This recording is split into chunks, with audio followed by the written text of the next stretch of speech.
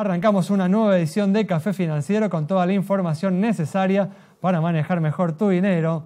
Hoy vamos a brindar información muy importante para todos los productores agropecuarios que en las próximas semanas están iniciando la campaña FINA. ¿Cuáles son los bancos más económicos para financiar la compra de insumos con las tarjetas específicas para este sector? Vamos también a hablar de seguros para motos y en el último bloque vamos a conversar con el economista Jorge Vasconcelos para analizar lo que puede suceder con la economía luego de los sofocones sufridos en estos últimos días. Quédate con nosotros. Tras la siguiente pausa vamos a regresar con todos estos temas y vamos a responder a todas tus consultas.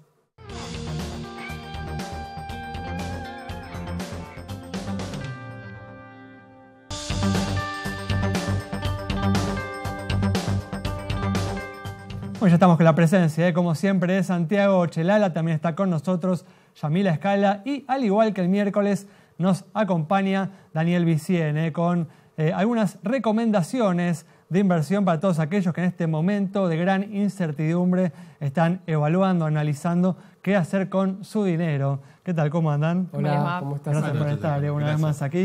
Bueno, vamos a arrancar. Tenemos, como siempre, mucha información y vamos a comenzar con información sobre el mercado automotor.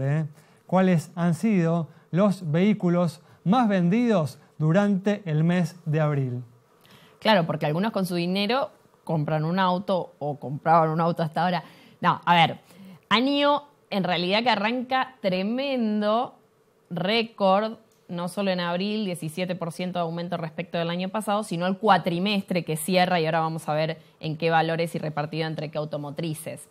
Lo que se esperaba al margen de la situación puntual del dólar última es que igualmente los precios de los autos en este año fueran en aumento, no con la política aplicada para lograr, ¿no?, esta compra tan importante que hubo de automóviles. Entonces vamos a ver qué se compró en abril, sí, me estoy refiriendo, como les decía, a vehículos.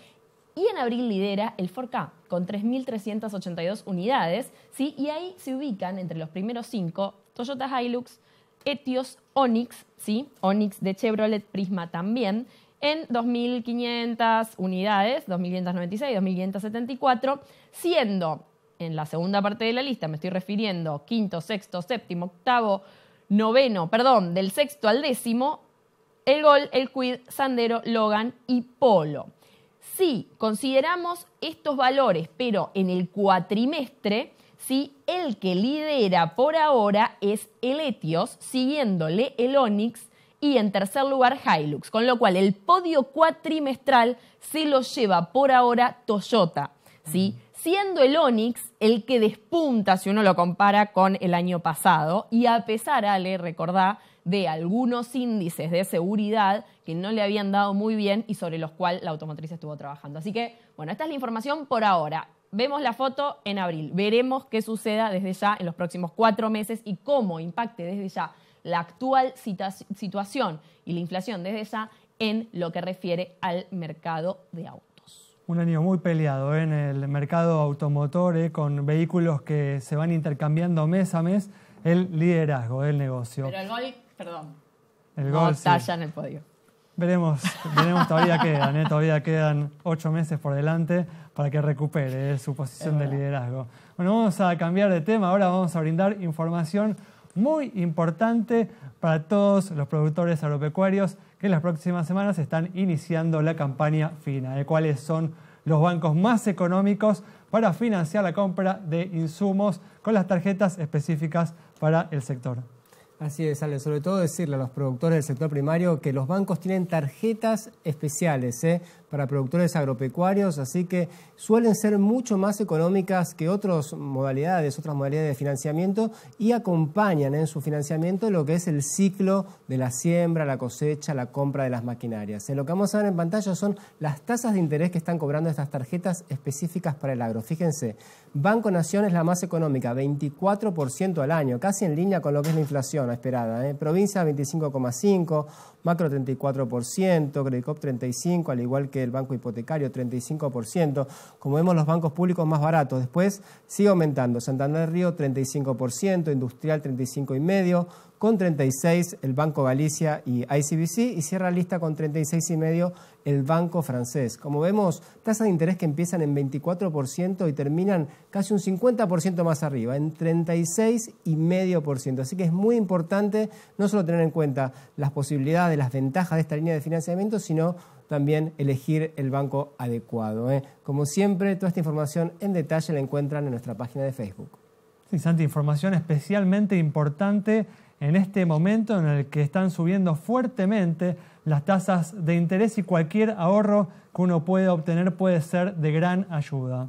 Vamos a comenzar ahora con este espacio que dedicamos todos los viernes a las recomendaciones de inversión. Y hoy Daniel la tiene difícil, ¿no? Difícil bailarla hoy con esta semana, ¿no? Que ha sido realmente... ha traído grandes sofocones que hacer, ¿no? En este contexto en el que en verdad existe una gran incertidumbre, ¿no? Sí, este año hubo gran incertidumbre desde el principio de año, sobre todo por los mercados internacionales. Es decir, esto no es nuevo. Tuvimos suba de tasa, tuvimos temas políticos en Estados Unidos que generaron volatilidad en los mercados, sobre todo en los mercados centrales. El presidente Trump tiene distintas formas de negociación que la que tenían los presidentes anteriores, con lo cual genera un poco de rispicidades que se transmiten a los mercados en subas de tasas, cambios en los precios. Si uno mira lo que es el S&P este año, tuvo mucha volatilidad y fue golpeado también el mercado argentino. Y las turbulencias que no genera Trump las generan los funcionarios argentinos en nuestro país, ¿no? Perfectamente. Nosotros tuvimos más turbulencia en estas semanas que los mercados de la región y que los mercados centrales, pero no se puede negar que este año fue un año de turbulencia totalmente diferente al año pasado. Pero bueno, a ver, para hacer frente, ¿no?, a estas turbulencias, a esta incertidumbre, ¿cuáles son los activos que hoy estás viendo que te pueden dar, ¿no?, cierta protección, incluso una posibilidad de ganancia?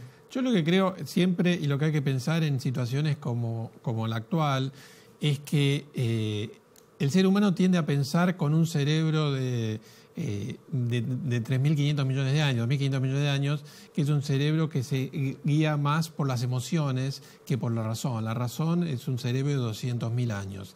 Y eso te hace en el tema de las inversiones que la emoción que predomina es el miedo. Entonces, la gente corre y ha corrido directamente al dólar y eso causó esta corrida en cierta manera que es: no me paro, no me siento, no pienso. Total, me puedo tomar 10 minutos, conocerme a mí mismo, ver qué riesgos quiero o puedo soportar. ¿Y invertir en Levax al 40%? ¿Estás queriendo o no, decir, Daniel? puedo mirar también un poco, ahí puedo mirar qué veo de la economía, y si soy una persona que está dolarizada, puedo invertir en letes. Y si estoy una persona en pesos, puedo tomar las tasas al 40%. Es decir, privilegiando siempre en este contexto la liquidez. Siempre hay que intentar privilegiar la liquidez cuando hay incertidumbre. ¿Pero te gustan estas tasas de interés para invertir en pesos, dado el nivel al que llegó el dólar en los últimos días? Es algo bastante incierto. Es decir, no debería moverse el dólar, ¿no? No debería moverse el dólar mucho más que la inflación. Y si eso ocurriera, sería interesante tener pesos, pero en corto plazo, porque uno no sabe qué pasa en el largo. Si uno quisiera invertir un poco más largo, debería cubrirse con algo futuro.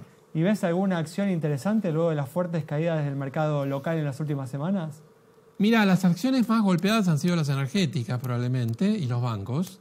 Y la realidad es que, vos fíjate que hubo días que bancos como Galicia, o sea, entidades fuertes han caído más del 10-12%.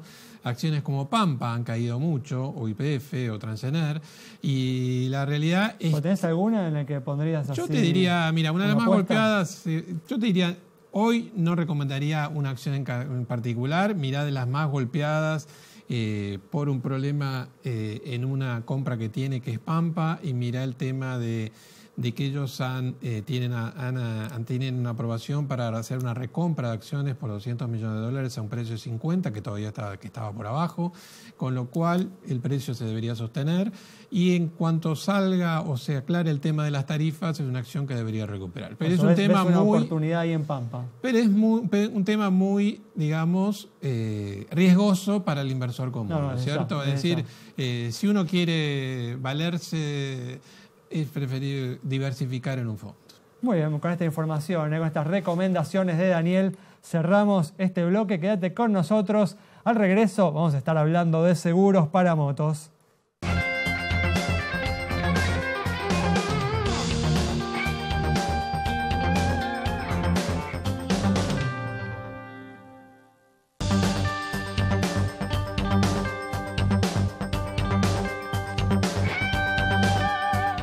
Pues estamos en este espacio que todos los viernes dedicamos a entrar de lleno en algún producto financiero, algún producto de seguros. Hoy vamos a hablar de seguros para motos.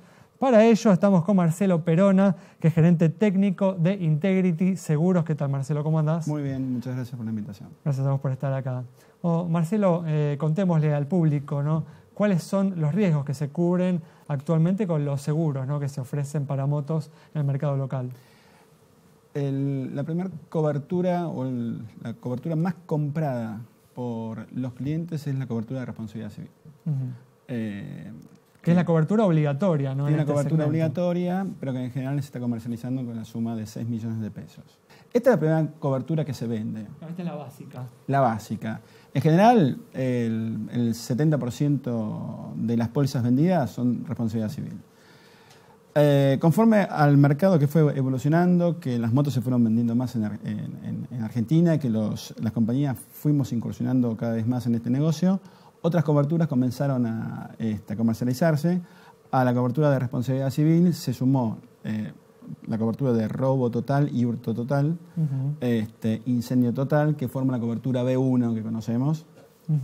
Y si a esa cobertura le agregamos la destrucción total, algunas compañías para... La destrucción total es algo que no se consigue tanto, ¿no?, en el mercado. Claro, esto es para una cobertura, para una moto ya de mayor valor.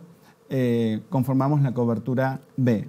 Entre la RC, cobertura de RC sola, y la cobertura B/B1, te diría que el 98% de las pólizas vendidas en el mercado argentino corresponden a estas dos coberturas. ¿Y viene habiendo, Marcelo, algunas novedades en materia de coberturas en el mercado local? Como te decía, conforme al mercado evoluciona, también van evolucionando la competencia entre las compañías y con ello ya la cobertura B para motos de gran valor, de alta gama, como la conocemos. Pues la que incluye destrucción total. Exacto, que es la cobertura C. Un equivalente a un terceros completo, ¿no?, Exacto, para un automóvil. Exacto, ni más ni menos. Es la que estamos incursionando cada vez más las compañías. Nosotros, entre ellos, estamos nosotros analizando esta cobertura. Y es la que ahora está tomando un poco más de relevancia en el mercado. Y coméntame, Marcelo, ¿qué porcentaje de las motos hoy están asegurados? La verdad que es un porcentaje bajo. Nuestro país es un país, ya se ha muy dicho, sobre todo en el mercado de seguros, con baja conciencia aseguradora. Estimamos que no más del 20% de un mercado de 6 millones y un poquito más. A pesar además de que se trata de una cobertura que es obligatoria. O sea, lo que me estás diciendo es que las autoridades no le exigen a los motociclistas este tipo de cobertura, estos seguros. Exactamente. Hay regiones en el país donde tenés más ventas, es porque las autoridades locales exigen más la cobertura. Y en esto implica o trae a colación un gran problema que tiene este negocio, que es la falta de pago. El cliente compra la cobertura, paga la primera cuota y deja de pagar. Total, pasa un control policial y tiene la póliza, el cartón de la póliza para mostrar que tiene cobertura por 4 meses, pero en realidad, al dejar de pagar, ya deja de tener cobertura. Marcelo, para ir cerrando, nos queda un minuto. ¿Por qué es importante para los motociclistas que nos están viendo contratar un seguro? Para proteger su patrimonio. Cuando hablamos de patrimonio es, primero, si hoy el mercado hay cada vez más vehículos en la calle, autos, motos, hay más gente circulando en la calle y un siniestro lo puede tener cualquiera. Si vos afectás a un tercero, tenés que tener espalda ancha para responder por el daño que ocasionás.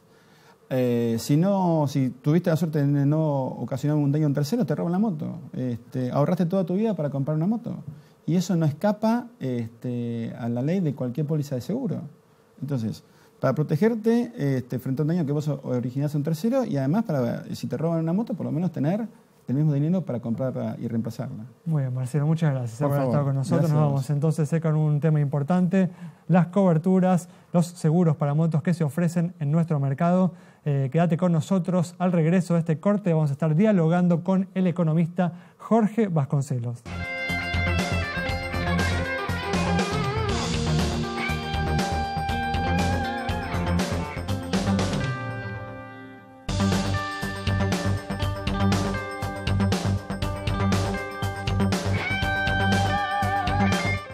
estamos aquí con la presencia del economista Jorge Vasconcelos para analizar lo que puede suceder con la economía tras los sofocones que se han registrado en estos últimos días, en estas últimas semanas. ¿Qué tal? ¿Cómo andas, Jorge? Bien. Gracias por estar una vez más aquí. No, gracias a ustedes por la invitación. Bueno, ¿cuáles son tus expectativas, a partir de todos estos eventos que se han registrado en estos últimos días? ¿Cuál crees que va a ser el impacto de estos eventos en la economía argentina? Primero me parece que hay que hacer un esfuerzo por encuadrar lo que vivimos. Esto no es ni una crisis de deuda al estilo tradicional nuestro, de tantas veces que no había dólares para pagar un vencimiento de un cupón de un bono, ni tampoco es una crisis bancaria, que son las más complicadas y que fue la que hizo que lo de 2001 terminara tan mal. En los bancos no pasaba prácticamente nada en estos días. No es ni crisis de deuda ni crisis bancaria. Es una crisis típica del sector externo, pero con la confianza en el gobierno golpeada por errores, por el avance de la oposición en algunos temas. Entonces, como es una crisis del sector externo, yo la pondría en un nivel parecido a lo que fue el 2011. El 2011, el Banco Central, se hacían elecciones, ganó Cristina con el 54% ese año, pero la economía, por el lado financiero, mostraba una constante pérdida de reservas del Banco Central a un ritmo, si mal no recuerdo, del orden de los 2.000 millones de dólares por mes. ¿Qué hizo el gobierno después que Cristina ganó con el 54%? En lugar de resolver el problema externo, como se está intentando hacer ahora, puso los cepos. O sea, la economía argentina tiene un problema del sector externo. Si no lo atacás de fondo, como me parece que se va a intentar ahora, tenés que ir al cepo, ¿no? Es como que no tenés caminos intermedios. Ir al camino no cepo, digamos, que sería el intento actual, en un contexto de credibilidad afectada por los errores, por la situación internacional, me parece que requería de alguna muleta, como es el tema del eventual crédito stand-by del Fondo Monetario Internacional, la muleta para completar ese proceso. Pero hoy vamos a un escenario en el cual la economía va a tener más incentivos para exportar de lo que tenía el año pasado, menos incentivos para importar. Pues de alguna manera lo que está sugiriendo es que este dólar, estos niveles que se han alcanzado en estos últimos días han llegado para mantenerse, digo, ¿no? No es que es un salto que después el gobierno va a intentar volver, digamos, para atrás. Es como volver a empezar para el gobierno. Este dólar es un dólar parecido al que hubo en marzo de 2016. Ustedes recuerdan, en diciembre se unificaron los mercados de cambio, el dólar empezó a subir, llegó a un nivel que en aquel momento fue 16 pesos. Jorge, sí. ¿Crees que el nivel, ¿no?, que ha alcanzado el dólar en los últimos días es un nivel que el gobierno quiso que se alcanzara ese nivel o se le fue de las manos la situación? Es que el gobierno hasta hace una semana estaba emperrado con cumplir la meta de inflación. Para cumplir la meta de inflación tenía que tratar de que el dólar no superara la barrera de los 22 pesos. Tal cual. Pero esta crisis, digamos, lo obligó a cambiar el diagnóstico y a reconocer que es un problema del sector externo y no un problema de inflación. En todo caso, coexisten los dos problemas, el de la inflación y el sector externo. Pero el sector externo tiene absoluta prioridad. Yo estoy repitiendo varias veces ya una famosa frase de un economista brasileño, Simonsen, que dijo en algún momento, la inflación lastima, lo que mata es el balance de pagos. Y es así, o sea... Una gran afirmación, sí. Entonces, el gobierno cambió el diagnóstico, reconoció que el problema más grave es hoy el del sector externo que el de la inflación, y eso implica que el dólar obviamente ya está liberado para un nivel superior al que tenía hasta unas semanas atrás. O sea que podríamos hasta ver, ¿no?, estos eventos que se han dado en estos últimos días bajo una luz positiva, ¿no?, como eventos que nos obligan a enfrentar el problema cuando todavía tenemos las herramientas para hacerlo. Efectivamente, el tema es que la discusión se va a hacer en el marco de una cuestión política bastante enrarecida. Los acuerdos con el Fondo de la Argentina siempre traen malos presentimientos, malos recuerdos. Bueno, siempre el intento de enfrentar una crisis se da en el marco de una requiere situación medicinas, política. no alcanza con una aspirina, ¿no? Y todas las otras medicinas que no son una aspirina suelen... y el tema es que a su vez la oposición ha cambiado la dinámica, porque después de las elecciones de octubre de 2017, las de medio término, hubo un retroceso de la oposición con menos responsabilidades de gobierno y un avance de la oposición con más responsabilidad de gobierno, producto de lo cual surgió el pacto fiscal entre los gobernadores y el gobierno nacional. Y ahora hay una situación inversa.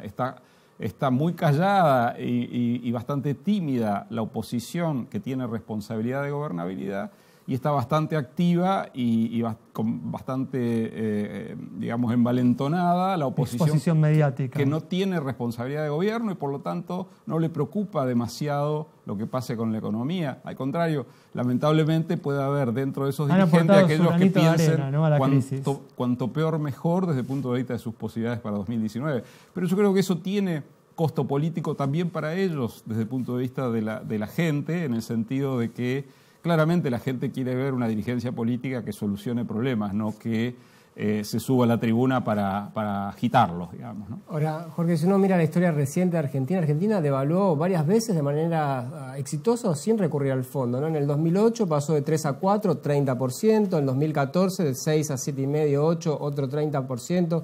¿Se asustó el gobierno con este 15% de aumento? ¿Hacía falta ir al Fondo Monetario con una devaluación que parece no tan grande y que se solucionó de manera interna hace pocos años? Sí, yo creo que vos tenés razón si el gobierno hubiera cambiado su diagnóstico en enero, febrero, pero lo cambió en la última semana de abril. Entonces, en ese trámite había perdido 6, 7 mil millones de dólares de reserva.